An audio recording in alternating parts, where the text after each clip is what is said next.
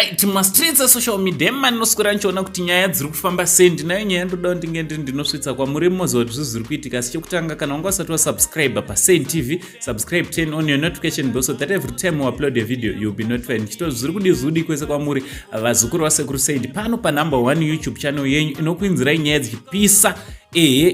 ipapo anditi so nyaya ndauya nayo vazukuru sekuzo wako tamboita rimwe video remukomana anonzi Bellarmine kana chatunga Mugabe uyo ari kuratidza kuti utano hwake hauna kumira zvakanaka anditi ari kuratidza kuti zvoni pane zviri kunetsa kunyangwe chimiro chake chiri kungoratidza chega vazukuru. Vamwe ndovari kutaurawo kuti mukomana anenge anga achitora zvana mutoriro zvemadrugs vanhu vari kutaura kuti mukomana ndo zvaanga achiita zvino zvine zvakazomukanganisira utano hwake anditi vazukuru zvine zvakumuita seachembera ungati anga achirwara hameno vazukuru zvikuitika. So zvino tasangana neshoko zvakare kuti mukomana uyo anonzi Robert Mugabe Junior tinotenda Mugabe ari kunzi futi admitwa kuSingapore.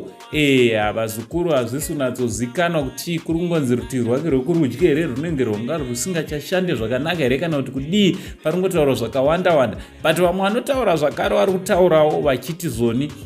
kunenge zvimwezvo zvinodhaka handiti vazukuru hamene kuti munozona sei zviri kutaurwa zvemastreets neutano hwevakomana urwere huri kungopinda musho waMugabe handiti vazukuru kuti chii chiri kumbotora nzvimbo chaizvo handiti vakomana ava ndofunga mese munovaziva nyaya dzavo vachagara kuSouth Africa kuti zveshuwa vaitora vaive vanhu vaifarira kufara chaizvo vachizonzi vainwa zvinodhaka kutora zvinodhaka zvakanyanya vari kuSouth Africa kunyangwe paya mai vavo pavakazoenda vakandora that model wekuSouth Africa hamodziva nyaya dzachona dzakaitika kuti vakomana vanga vari pakati pekutotora zvinodhaka vachidaro handiti vakatozosvika pakatopiwa nickname yekunzi boys zesmoko vakomana ivava handiti so hameno vazukuru munozviona sei neutano wavo rukuratidza kuti rungodzikira zvichingodaro hameno. Aiwa kuna iye Robert Mugabe tinotenda Mugabe Junior, aiwa tichitoti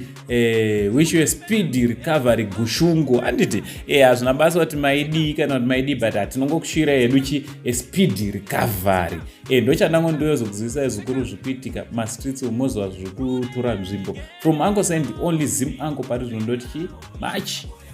much love.